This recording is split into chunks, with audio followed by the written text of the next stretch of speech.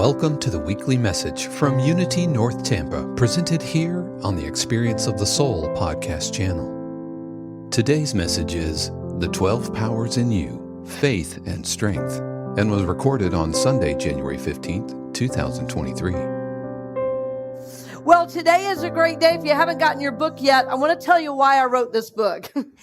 I believe the 12 powers are so important to our life and journey. And I know one day I'm not going to be here. But you know what? These truths are going to always be here. And I decided to write a book that was understandable. Here, let's move this so I don't have to look through a microphone. I wrote this book with a couple of friends because we love the 12 powers. But every time we went to look at them and study them, we were reading a thick book by Charles Fillmore that I've told you, this how he begins a sentence and how he ends it are two separate thoughts. You've got to really be wanting to learn the 12 powers to hang in there with Charles Fillmore.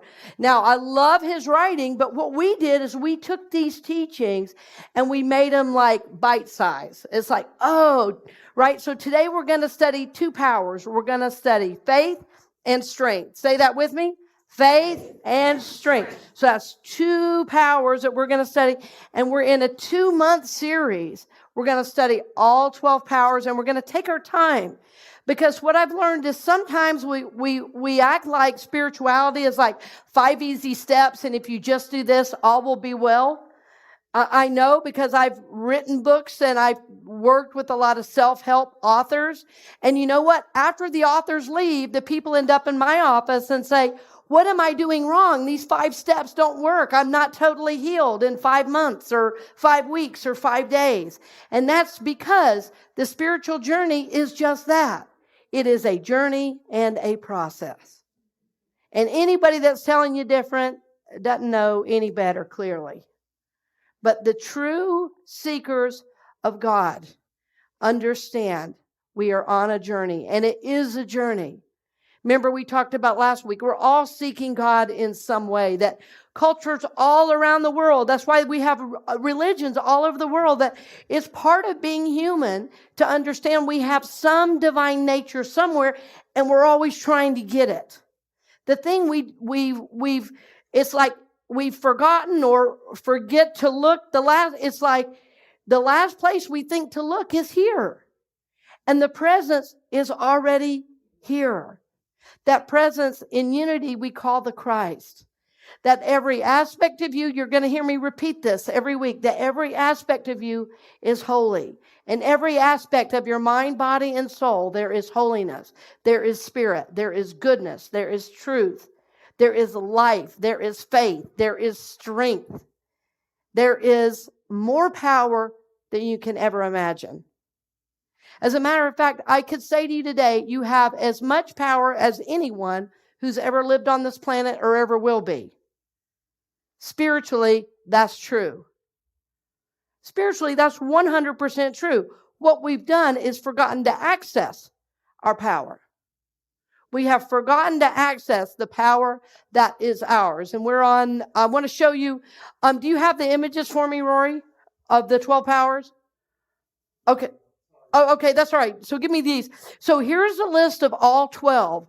And we're calling these the 12 powers in you. Of course, as Charles Fillmore discovered them, what he realized is these are the powers that were all present in Jesus. And he assigned each one to a disciple, each one a color. He was looking for any way for these powers to become real in his life. And I honestly believe, I said this last week, and I want to mention it again, I honestly believe we have unity because of the 12 powers. Because Charles Fillmore's application of these powers in his own body led to a miraculous healing. First, it was his wife, then it was him. Because he was a business guy in his head. He bought and sold real estate. He didn't know about spiritual things, but what he saw was people hungering and not having their spiritual life be very real. They would go to church, and right after church, it was like they'd never been. Right? So he was trying to give people spiritual meaning to take through their lives all week. It wasn't just about sitting and getting something from a priest or a rabbi or a minister. It was about embodying the teaching, right? Jesus said, hey, you know what? I'm going to send out these 70, right? It's called the sending of the 70. Jesus said, I've done my part, your turn. In other words, Jesus had full faith in his disciples and all these people he was calling in, right, to go out and do likewise. So this is really our call in the world. And it's not just to sit and worship Jesus. It's to embody the Christ that Jesus so perfectly embodied. So what's so amazing about these 12 powers, you can see that little figure on the right, and you'll see it in the book, and there's two different figures in the book. There's a male and a female figure, and it shows you the placement of all of those spiritual powers. If you've ever studied the chakras, they also, many of them align with the chakras as well. So the idea is that these are spiritual centers that are contained in the body that you can access for your own mental, physical, emotional, and spiritual healing. That all of these powers are available to you. Will you say with me, these powers are mine? Say that with me. These powers are mine. Yeah, these powers are mine. I already have them. Right? I already have them. I don't have to try harder. They're already there. What we're seeking to do is wake up, like awaken to that power. And just this last week, I told you last Sunday that I was going to be working with some basketball kids. You remember that? It was really great. It's a nonprofit. It's called All Stars Are Bright, and it's a bunch of kids playing basketball, but they're not only learning about basketball, they're learning about life skills. And I helped them with 3 things. I told you this last week, but I want to remind you of it because it's going to help us in our application of the 12 powers. I said, anything you want to do, 3 keys for a success mindset is thought, belief, and action. Right? Thought, belief, and action. So if you just read the book, I mean, that's good, but that's not going to make a difference. Your belief and then your action in working them, activating them, seeking to know them in your life, then that will become real for you. And it's the key to any manifestation. Thought, belief, and action. Say that with me. Thought, belief, and action. Yeah, thought, belief, and action. So as we're studying the top 2 today, faith and strength. Faith and strength are already available to you. So let's look at number 2 with faith, the power of faith. So what is faith? Well, Charles Fillmore said it is the perceiving power of the mind linked the power to shape substance.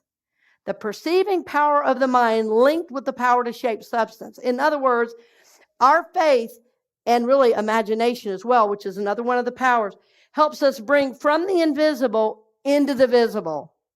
That faith is the stronger version of trust. And that's right out of Charles Fillmore. Charles Fillmore said it this way: trust is the weaker brand of faith. Because you can trust people and things, but faith is trust in God. Faith is trust in God. Will you say that with me? Faith is trust in God. Faith is trust in God. Right? So it is this belief in God, in the presence, pervading every aspect of your life. I've had to work this a little bit myself because I've been working since about last August. I've really been working with my physical body in a new way. And I've started a martial art system called Jiu-Jitsu. And what I've really learned from my professor that I work with, and I work with him one-on-one and I take the classes. And one of the keys to success in Jiu-Jitsu is belief. Because sometimes you're flipping upside down, you're on top of people you don't know, you're in really strange positions, you're doing things you never imagined you would be doing. And what I've learned is if you don't believe it, you're wildly unsuccessful. But if you believe it, you go, oh, I just did that. Like my coach just the other day, I was learning something and he goes, this is your favorite one. I started laughing. I said, oh, great. This is my favorite one? Cool. I said, I'm just going to believe that. He goes, great idea. And he goes, oh, what you're going to do, you're going to take this and you're going to wrap it around my neck and then you're going to flip over this way. And I said, oh, this is my favorite one. And even though I knew what he was saying is, this is the hardest one. But he so believes in the power of your belief. He said, this is your favorite. I'm telling you, after you do this, you're going to love it. Of course, I did it 10 times in a row. And by the 10th time, I did love it. Because I believed it was possible. Is this making sense? But my belief really wasn't in me or in my coach. It was a belief that it was possible. Because the truth is, I thought to myself, should a almost 54-year-old woman be flipping over upside down? I don't know. My ego wanted to fight that. I mean, is this really a good idea while I'm choking somebody who could take my lights out? Okay, that's what he said to do. So I wrapped the thing around his neck and flipped over. He said, that's perfect. Okay. But it took some belief to do it. You understand what I'm saying? It took some belief. So it's funny because when I first started working the 12 powers, you remember I said this, that when I walked into ministerial school, I was like, is my faith moving too quickly? Am I changing too much? And then I realized, this is something physical in my body.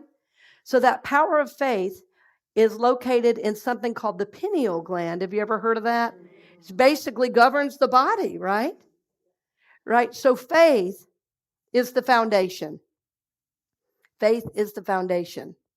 So what disciple do you think about this. Don't answer right away. Give it some thought.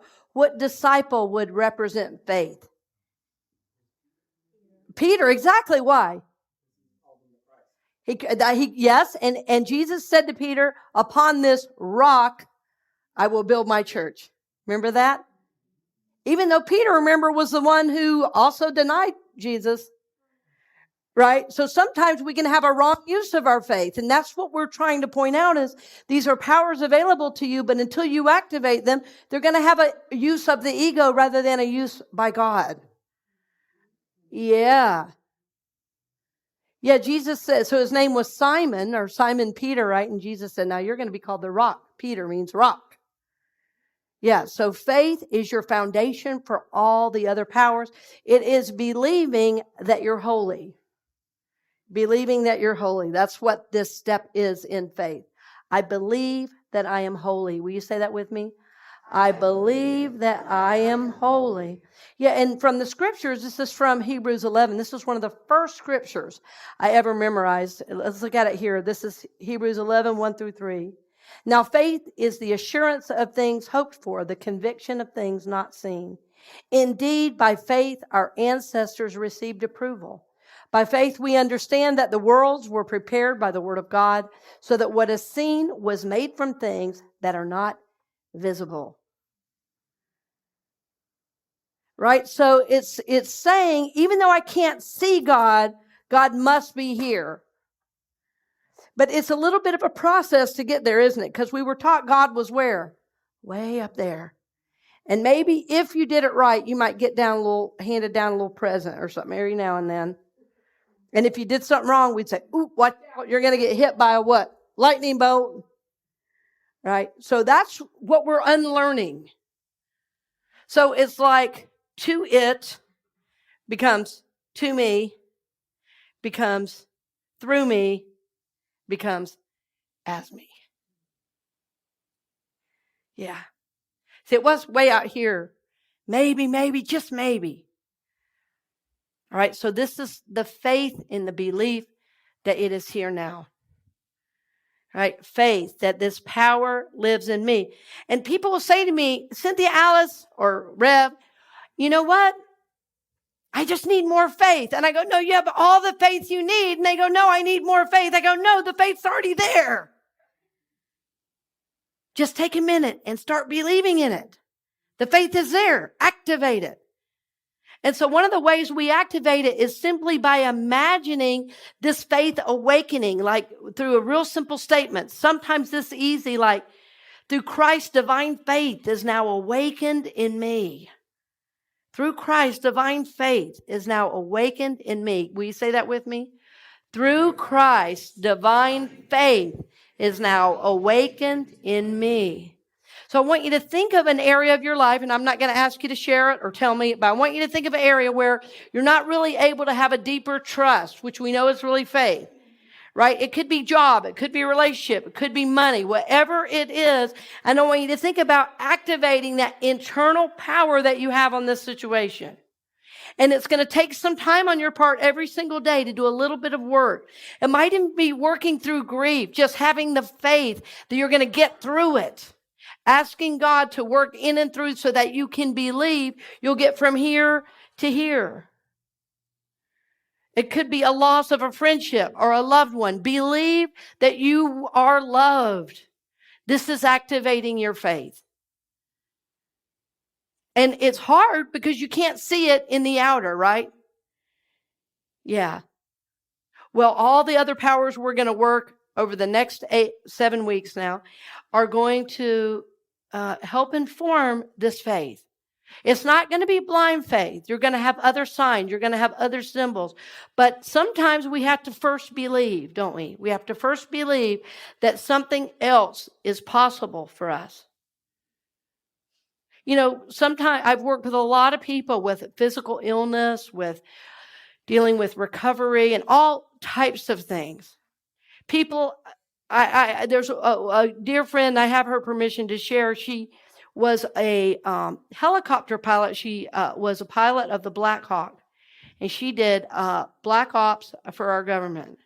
She flew in places. I mean, the things she did, career military, her brother's career military. She grew up in Puerto Rico. Incredible warrior. She got into a situation. She was the only survivor. Everybody that she was working with, helping, everybody in the unit died.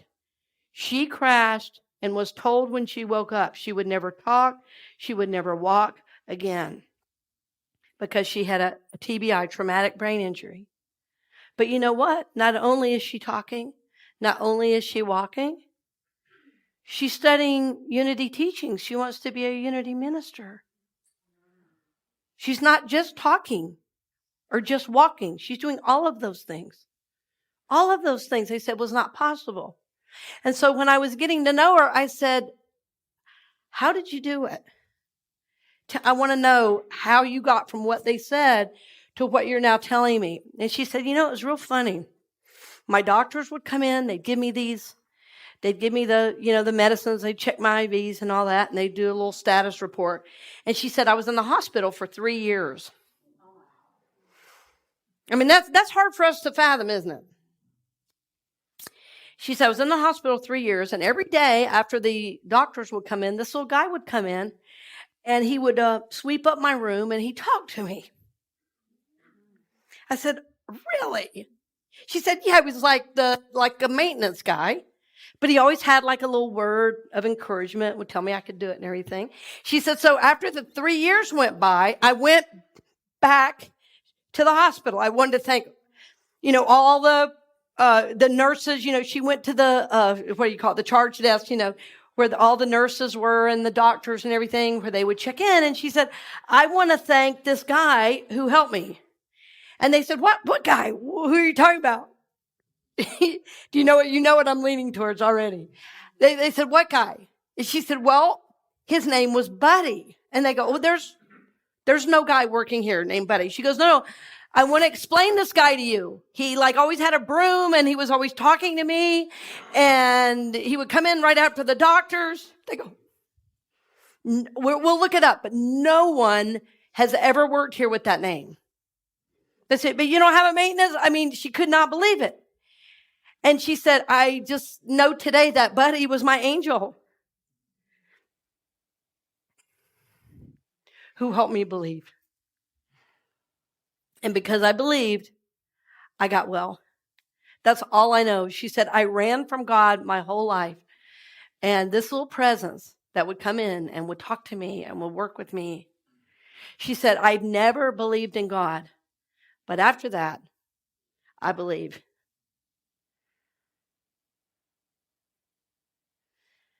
Beautiful. There's a statement from Shakespeare that says, there are more things, Horatio, than are dreamt of in your philosophy. And I believe the universe sends us signs and symbols all the time. All right, so we already have all the faith we need. Say with me, I have all the faith I need. Together, I have all the faith I need. So your work this week is to begin to activate that faith. Spend time every day activating that faith. Whether there's something you're working on, something you're working with, especially if you feel there's a struggle, imagine this faith awakening in you. Imagine it awakening and informing all the cells, all the muscles, all the bones in your body. Imagine your whole body awakening to this spiritual energy. Okay, that's number 2 is faith. Number 3 is strength. So strength is, and by the way, these candles, of course, are the order of the powers. So you know that the color of strength is this light green. It was called a spring green, which I like. And your strength is the lower back. I think it's so interesting, right? Because this is without the strength in this lower back, you can't do anything, can you? Have anybody ever hurt your back? You can't do anything when your back is hurt, right? So he's saying amen. I know, because we were lifting up your back for healing, right? So this area, and you know I'm saying that this is physical. It's not physical. It's spiritual that informs the physical, the emotional, and the spiritual. This is a spiritual center of strength. And I'm saying we know it because physically, when that's not working, it's hard to do anything. Well, believe it or not, it is this strength too of spirit that you need. And you see how closely faith and strength are aligned. Because faith is a belief, but like strength, my dad would call that the stick-to-itiveness. He would say, well, honey, you just got to hang in there and persevere. You got to hang in there and persevere. Faith and strength working together will accomplish anything. I'll tell you, I've never told this story in church. I'm not sure why I'm being guided to tell it. When I was a little kid, I really wanted a swimming pool. And we did not have money for a swimming pool. But my dad got frustrated and said, well, if you want a swimming pool, go out there and dig one. I said, okay. Friends, I dug all day long. And my dad said, my God, he went into my mom and said, what are we going to do? She's going to actually do this. And my mom said, well, I guess we've got to get her a swimming pool. So that became the fish pond, and they did build a pool. But I was thinking, you did teach me to persevere, right? So you did teach me to persevere. Having that perseverance is strength. It's like when you think you can't go on, but you do anyway. Have you ever had that? Maybe there was something you were really called to. I found as a parent, I've accessed my strength more than ever, because if I'm tired, it doesn't matter. Kids still got to go to the violin lesson. If I'm tired, it doesn't matter. I still need to get things done to make sure he's ready for a successful day at school. Even though I may not feel like making a gourmet breakfast, he gets that every morning. My son is so spoiled with food. Oh, you can't believe the breakfast. Fruit, a smoothie, eggs, a little sausage or bacon, some rice. Where's that address? Yeah, but as a parent, it's like, it doesn't matter if I feel like it, time to go. Time to grow up and persevere. So strength is this power to persevere. When you think you can't go on, but you can.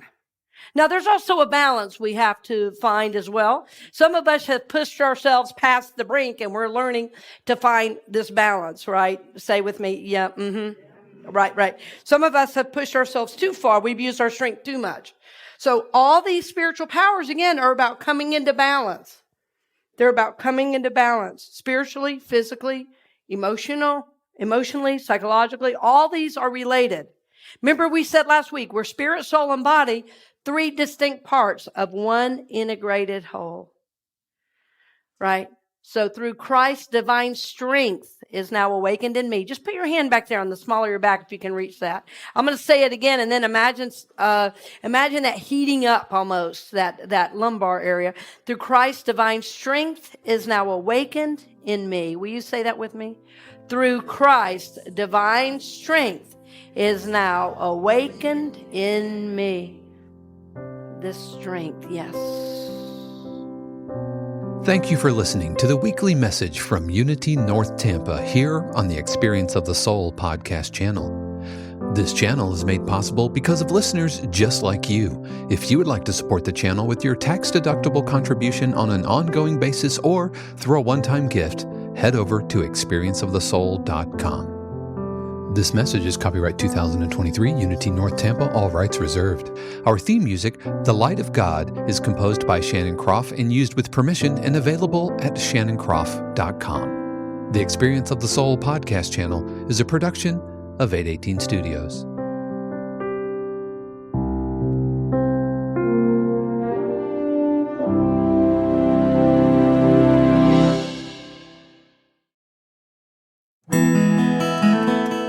Hey friends, Sean here, your Experience of the Soul producer. I want to take a moment to tell you about something truly exciting.